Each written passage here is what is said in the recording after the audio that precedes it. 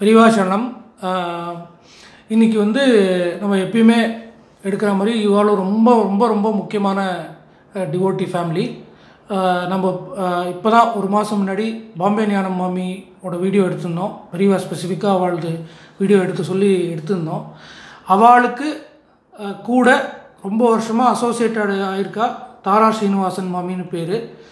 இவாளோட அப்பா தாத்தா சைடும் இவாளோட புக்காத்தில் மாமனார் சைடும் 2 பேரும் காமகோட்டி சிஷ்யா அப்படின்னு நிச்சயமாக சொல்லலாம். நம்ம அதுக்கு நிறையா ஸ்பெஷாலிட்டிஸ் இருக்குது.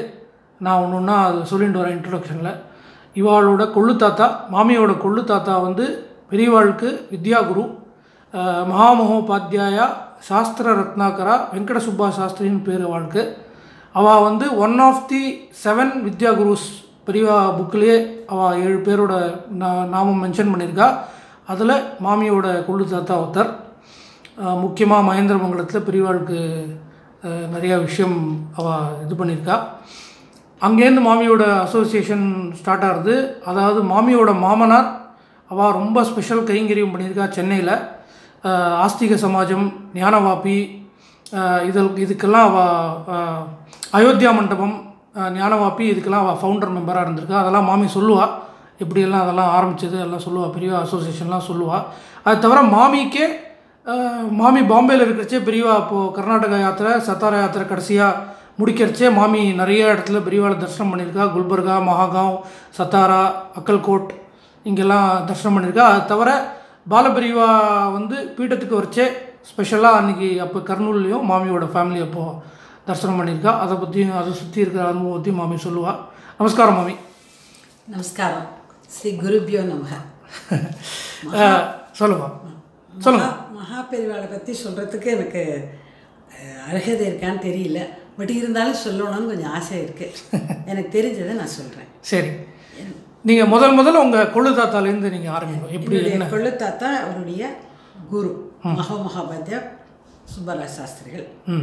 அவர்லேருந்து அடுத்த என்னுடைய தாத்தா வந்து டவுனுக்கு வந்துட்டார். இருந்தாலும் மடம் தான் எங்களுக்கு எல்லாமே. ஒரு கல்யாணம் கார்த்தி எதுனாலும் மடத்தில் போய் ஒரு ஆசீர்வாதம் வாங்காத வர்றது கிடையாது. என்னுடைய அப்பா வந்து கேரளாவில் இருந்தார், காலடியில் இருந்தார். காலடிக்கு நிறையா தரிசனம் பண்ண போவோம். அப்போ இப்போ மகாபெரிவா ரொம்ப நாங்கள் தரிசனம் பண்ணிடுறதில்ல. ஆற்றுல எல்லாம் சொல்லிகிட்டே இருப்பாள், இந்த மாதிரி பெரியவாளை பற்றி மகாபெரிவா குரு நமக்கு ஆற்றுல சொல்லி வளர்த்துருக்கா. அதனால இவரை பார்க்கணுன்னு எனக்கு ரொம்ப ஆசை இருந்தது காலேஜ் படிக்கிறதுலேருந்து. நான் முதல்ல 1971 இவர் பெரியவாளை பார்க்க போனேன். அம்மா அப்பாவோட போனேன், பஸ்ஸில் ஏறி. எனக்கு கல்யாணம் ஆனோன்னு ரொம்ப ஆசைப்பட்டேன். எங்கள் அம்மா அப்பா ஆசீர்வாதத்துக்கோசரம் அழைச்சிட்டு போனேன். அங்கே போய் அன்னைக்கு அவர் மௌனம். ஏதோ ஒரு நமஸ்காரம் பண்ணினாலே போகிறோன்னு விட்டு நமஸ்காரம் பண்ணி பேசின போது அன்னைக்கேன்னு அவர் மௌனம் கலைஞ்சு ஒருத்தர் யாரோ நான் நல்ல காரியம் பண்ணணும்னு ஆசைப்பட்டு வந்திருக்கேன்னு வந்தார் ஒருத்தர். அவரை பார்த்த மாத்திரத்தில் அவருக்கு அது அவ்வளவு இஷ்டப்படலையோன்னு தோணித்து. அவர் வந்து ரொம்ப ஒரு ஆவேசமாக முதல்ல அவர் பேசினது நான் கேட்டதே ஆவேசமாக தான் கேட்டேன். எந்த ஒரு காரியமுமே ஒரு மமதையோடையோ ஒரு அகங்காரத்தோடையோ செஞ்சேன்னா அது நல்லதுக்கு இல்லைங்கிற தத்துவத்தை ரொம்ப அழகாக சொன்னார். எனக்கு அது உங்கள் ஃபஸ்ட் எக்ஸ்பீரியன்ஸ், என்னுடைய ஃபஸ்ட் எக்ஸ்பீரியன்ஸ் அதுதான். ஸோ அது எனக்கு நன்னா மனசில் அப்படியே நான் அதை நன்னா வாங்கிட்டேன்.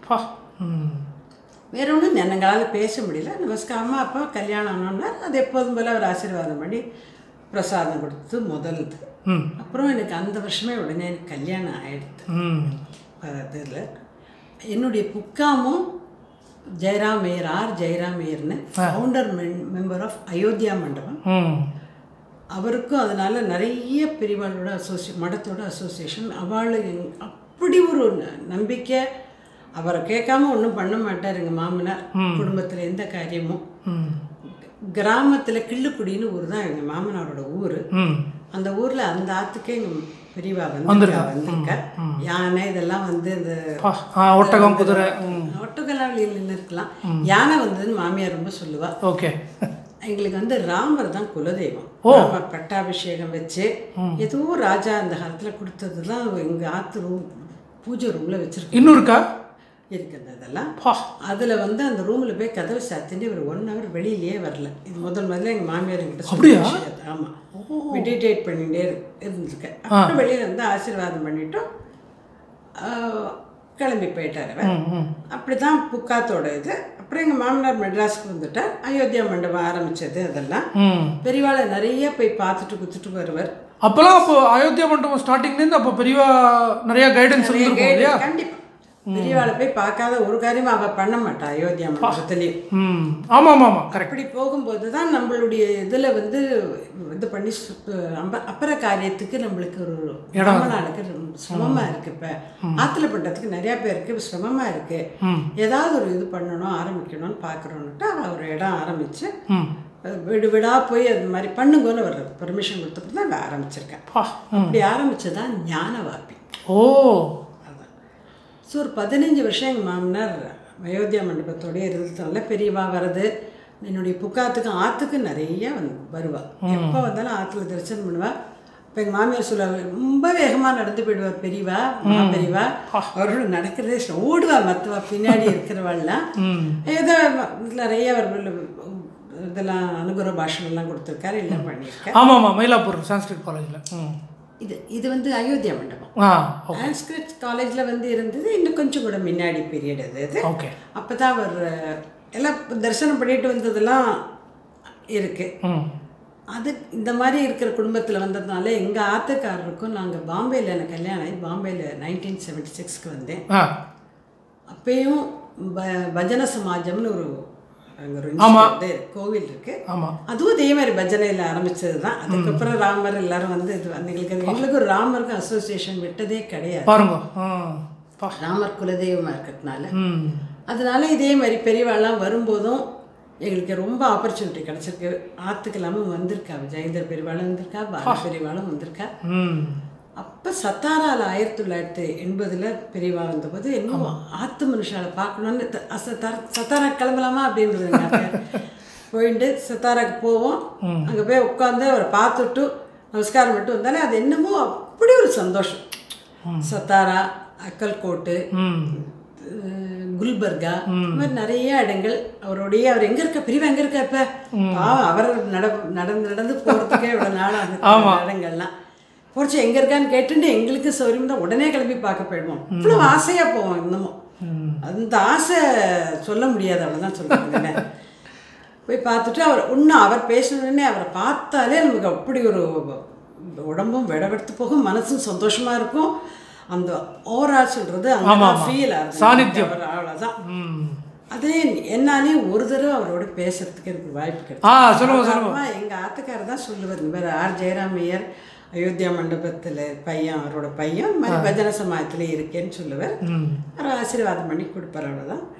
அப்போ நான் இந்த தடவை நான் சொல்கிறேன்னு இந்த மாதிரி அவருடைய குருவோட கொள்ளு பேத்தி நான் சொல்லிச்சேன். நான் எனக்கு ஒரு நிமிஷம் பேசியிருப்பேன் நான் இருக்கேன். அவ்வளோதான். அந்த மாதிரி அவருடைய மகாமகாபதியா சுப்பராயர் சாஸ்திரியோட கொள்ளு பேத்தினா. உன் பேர் என்னன்னு கேட்டார். என் பேர் காமாட்சி சொன்னேன். ஜெயராமையரோட மட்டுப்பண்ணுன்னு சொன்னேன். உடனே எங்கள் ஆத்துக்காரன்னு சொன்னேன். அப்புறம் எனக்கு 2 குழந்தைகள் கேட்டார். 2 குழந்தைகள்னே. இருமா குங்குமம் தரேன்னு போனார். அவர் எழுந்து போனார். குங்குமம் எனக்கு ஒசரம் எடுத்துன்னு வரதுக்காக போனார். அவர் எனக்காக எழுந்து போகிறாரே. நான் மனசில் வருத்தப்பட்டு பெரியவா நான் இங்கே ஜன்னல்லையே இருக்கேன், நான் எடுத்துன்னு விட்டேன்னு நான் சொன்னேன். சரி, அவர் கையால் வாங்கியிருந்தா பாக்கியம் இருந்திருக்கும்னு நான் நினைக்கிறேன். நிற்குமே அவரோட ஆசீர்வாதம் எங்களுக்கு இருக்குங்கிறது எனக்கு பரிபூர்ணமாக இருக்குங்கிறது நான் உணர்றேன். குடும்பத்துக்கு அந்த மாதிரி இவங்க ஆத்துக்காரன் மடத்துக்கு செய்யணும்னு பெரியவாளை போய் கேட்கும்போது எந்த கைங்கரியம் பண்ணணும், இந்த கைங்கரியம் பண்ணணுங்கிறது கைங்கரியம் இன்றைக்கும் இப்படி போயிட்டே தான் இருக்கு. அது இன்னைக்கு பெரியவா ஆரம்பித்து வச்சது 2 பக்கத்துலேயும் பண்ணினது அந்த ஆசீர்வாதமாக தான் இருக்குன்னு நினைக்கிறேன். ஆமாம். ஒரு சின்ன இன்சிடென்ட் சத்தாராவில் சொல்லுங்க. எங்கள் மாமியார், மாமனார், என் உறவுக்காரெல்லாம் வந்திருந்தா. நாத்தனாரோட 4 வயசு குழந்தை. என் பையனுக்கு பூனலை போய் 1981 அவள் வந்துட்டே இருக்கச்சா சத்தாரா போய் பெரியவா இருக்கா பார்த்துட்டு வரணும். சத்தாராக்கு டக்குன்னு அந்த பிளான்லேயே எல்லாமே இறங்கி பெரியவாளை பார்த்து தரிசனம், மாமனார் தான் ரொம்ப இதுவாச்சு சொல்லி தரிசனம்லாம் பண்ணிவிட்டு சாப்பிட்றதுக்கு போயிருந்தா எல்லாரும் உட்காந்து சாப்பிட்டுருக்கா. அவளுடைய 4 வயசு குழந்தை எழுந்து போனது அவள் கவனிக்கலை. சரி. அந்த குழந்தை ஒரு 2 கிலோமீட்டர் தூரம் நடந்து போய் பெரியவா இருக்கிற இடம் ஒரு இடம், சாப்பாடு போட இடம் 100 இடம். அந்த இடத்துக்கு போய் தனியாகவே போய் உட்காந்து கொடுத்து இவா இவ்வளோ தூரம் குழந்தை நடந்திருக்குன்னு எதிரியே பார்க்கல. ரோடு பூரா குழந்தைய பார்த்து என் குழந்தைய பார்த்து அழுதுட்டே எல்லாரும் ஓடி இருக்கா. ஓடி பெரியவாட்ட போய் சொல்லலாம் போது அங்கே போனால் குழந்தை பெரியவாள் பக்கத்துலேயே போய் உட்காந்துருக்கு. அதுவே திரும்பி வந்துடுது. ஆமாம், அங்கே போய் உட்காந்து இவன் ஓடி போயிட்டா பெரியவா இருக்கிற இடத்துக்கு. இவன் போயிட்டா அந்த இடத்துக்கு. பெரியவாள்கிட்ட போய் சொல்லலாம் குழந்தைய கிடைக்கல. சரி சரி. என்ன பண்ணுறது பெரியவா நாங்கள் என்னன்னா பெரியவா கிட்ட போய் அழகாக உட்காந்துருக்காது. அவர் அன்னைக்கு மௌனம், ஒன்றும் பேசலை, ஆசீர்வாதம் தான் பண்ணியிருக்கா. இது ரொம்ப ஒரு மனசை தொட்ட ஒரு விஷயம். மேக்னெட் மாதிரி இழுத்துட்டா குழந்தைய. மேக்னெட் மாதிரி அவரை அந்த குழந்தைக்கு என்ன தோணி போச்சுன்னு தெரியாது. அந்த 2 கிலோமீட்டர் அந்த குழந்தை 4 வயசு குழந்தை நடந்ததுங்கிறது ஒரு பெரிய விஷயம். குழந்தை பேர் நீரஜானு பேர். அந்த குழந்தை இப்போ அமெரிக்காவில் இருக்கா. சூப்பர். அப்புறம் இந்த குல்பர்காவில் இருக்கும்போது நான் எங்கள் ஆத்துக்காரர் எங்களுடைய ஃப்ரெண்டு கல்யாணராமன் எல்லாருமே பெரியவாளை தரிசனம் பண்ணுறதுக்கு போனோம். அதான் எங்கே அவர் இருந்தாலும் போய் தரிசனம் வந்து சான்ஸை விடவே மாட்டோம். ஆமாம், போயிடுவோம் தரிசனம் பண்ணுறதுக்கு. தரிசனம் பண்ணும்போது ஒரு பெரியவர் வந்திருந்தார். ஒரு நல்ல வெல்டுடு பெரியவா. இந்த மாதிரி நான் மடத்துக்கு தான் நல்ல கைங்கரியம் பண்ணணும்னு ஆசைப்படுறேன், ரொம்ப மனசார சொல்லியிருக்கணுமா இருக்கும். உடனே பெரியவா பேச ஆரம்பிச்சான். நான் முதல்ல சொன்ன இன்சிடென்ட் அவர் என்ன எண்ணத்துல வந்தாருன்னு தெரியல. மௌனத்தை கலைச்சு படாடபத்தோட பண்ற விஷயத்தை ஏத்துக்கப்படாதுன்னு ஒரு தர்மமா சொன்னார். இப்ப இந்த இன்சிடென்ட் சொன்னேன். நான் இப்படி தான் ஆரம்பித்தார். நான் சொன்னேன்னு வேலையை விட்டுட்டான். செருப்பு கூட போட்டுக்கிறது இல்லை, கஷ்டப்படுறான். குழந்தைகள் இருக்கா. பாகவதம் சொல்கிறதுல அவனை மாதிரி கிடையாது. இவ்வளோதான் சொல்லிகிட்டே வர்றார். அவன் சிரமப்படுறான் பணத்துக்கு. இதெல்லாம் இந்த மாதிரி அவரை பற்றி சொல்லிட்டே பேரையே சொல்லலை, பேரே மென்ஷன் பண்ணலை. சரி. அந்த வீடை அப்புறம் அந்த மழையில் அந்த வீடு இருக்கே சல்லடிஞ்சு போயிடுது. ஓலது அப்படியே கொட்டுறது தண்ணி. அப்போ எங்கள் ஃப்ரெண்டு சொல்கிறா, இப்படி தான் இருக்கும் அவன் வீடு, நான் பார்த்துருக்கேன். எனக்கு புரிஞ்சுடுத்து. இவர் யாரை சொல்கிறாக்க, ஆங்கிற கல்யாணராம சாஸ்திரிகள் தான் சொல்கிறார். இவர் ட்ரிப்ளிகன் பெரியவான்னு இப்போ சொல்கிறாங்களா. ஆங்கிற கல்யாணராம சாஸ்திரிகள்லாம் எல்லாருக்கும் பாகவதம்னா ஆங்கிற கல்யாணராம சாஸ்திரிகள் தான். அப்போ அவர்கிட்ட சொன்னார், இந்த மாதிரி நான் எனக்கு யாருன்னு அவரை தெரிஞ்சுடுத்து நான் சொல்கிறேன், நாங்கள் பேசி இவ்வளோதான். அவர் ஏற்பாடு பண்ணி கொடுத்துட்டு இவ்வளவு தான். அவர் கைங்கரியம் கேட்டார், இவர் தெரிஞ்சவர் இருந்தார், அவர் சொன்னார். இப்படி ஒரு பெரிய ஒரு நல்ல விஷயம் நடந்தது. அவள்கிட்ட டைரெக்டாக கொடுக்க சொல்லிட்டா. டைரெக்டாக அவ்வளோதான். இவர் அவளை 2 பேரையும் சேர்த்து விட்டுட்டா பெரியவா. வேற கொண்டு ஒன்றுமே பேசலை அவர். அவ்வளோதான், இவ்வளோதான் பேசினார். அவர் பேசின விஷயம் ஆங்கிற கல்யாணராம சாஸ்திரி பற்றி தான் அவர் சொன்னது. பெரியவாளுக்கு எவ்வளோ ரிகார்ட்ஸ் இருந்திருக்கும்ல அவளுக்கு. பெரியவாளுக்கு ஆங்கிற கல்யாண பாகவதத்தை கேட்கறதுனா அவருக்கு அவ்வளோ பிடிக்கும். ஆங்கிற கல்யாண சாஸ்திரி பாகவதம் படித்து அவரும் வேற எங்கேயும் ரொம்ப போய் படிக்கிற வரையில் அவர் பணத்துக்கு ஆசைப்படுறவரும். ஆமாம் ஆமாம் ஆமாம், அவ்வளோ சிம்பிள். காலையில் செருப்பு இல்லாத போனார் முதற்கொண்டு அவர் அன்னைக்கு சொன்னார் அந்த விஷயத்தையும். ஆமாம், அது ரொம்ப மனசுக்கு மனசு தொட்ட விஷயம். அது ஜென்ரலாக எல்லாரும் சொல்லும்போது தெரியாது, நம்மளே அதை பார்க்கும்போது நம்ம எப்படி இவருக்கு தெரிஞ்சு இப்படி சொல்கிறாருன்னு ஒரு ஆச்சரியமாக இருக்கிற விஷயம். ஆமாம். அப்புறம் எந்த வருஷம் இருக்கும் அது? 1981. சத்தாராலேருந்து கிளம்பி திரும்பி போகிறாரு குல்பர்கா.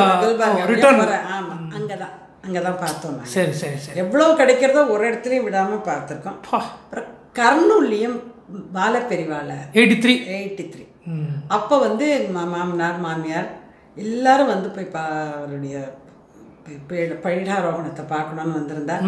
அவர் குழந்தையாக இருந்தது பார்த்து அப்படியே இப்படி புலகாங்கிதான் அடையிறதா, இவன் அந்த குழந்தை இப்படி வந்திருக்கேன்னு மனசில் ஒரு எங்களை மாதிரி பொம்மநாட்டிகளுக்கு அது தோணும் இல்லையா, குழந்தை ஆற்ற விட்டுட்டு போய் வந்திருக்காரு ஞான குழந்தை.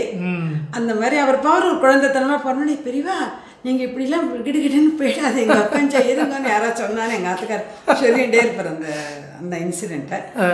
இதெல்லாம் சின்ன சின்ன விஷயங்கள். பட் ஆனால் அப்படியே பசுமையாக இருக்குது மனசில் இன்றைக்கும் அந்த விஷயங்கள்லாம். அக்கல்கோட்டில் ஏதாவது இன்சிடெண்ட் இருக்கா? அக்கல்கோட்டில் எனக்கு பெரிய இன்சிடெண்ட் ஒன்றும் தெரியல. இப்போ தரிசனம் தான் நாங்கள் பண்ணிட்டு வந்திருக்காரு. எங்கே இருந்தாலும் போய் பார்த்துருது. அவர் போய் அவராக இந்த கடாட்சம் பட்டாலே எங்களுக்கு புண்ணியங்கிற அதோடு தான் எங்களுக்கு பெரிய சந்தோஷம். புதுப்பிரிவால் ஏதோ ஒன்று சொன்னேன் நீங்கள், உங்கள் ஹஸ்பண்டு போய் அவருக்கு ஏதோ உடம்பு வந்தது அப்போன்னு சொன்னாங்க. அது வந்து பஜன சமாஜம் பாம்பேல இருக்கு. அதில் வைஸ் பிரசிடண்டாக இருக்கார். புது பிரிவா வந்து அந்த கும்பாபிஷேகத்துக்கும் வந்திருந்தார். அப்போ வந்தபோது சங்கர மடத்தில் எதிர்த்தான் வந்திருக்கு. அங்கே தங்கு வருவர், இங்கே வருவர், பஜன சமாஜத்துக்கு வருவர். ஸோ அது நாங்களும் அங்கே போய் தரிசனம் பண்ணுவோம். 2 வேளையும் போய் பெரியவாளை தரிசனம் பண்ணுறதுக்கு போயிட்டு வந்துடுவோம் 2 பேரும், நானும் எங்கள் ஆத்துக்காரரும்.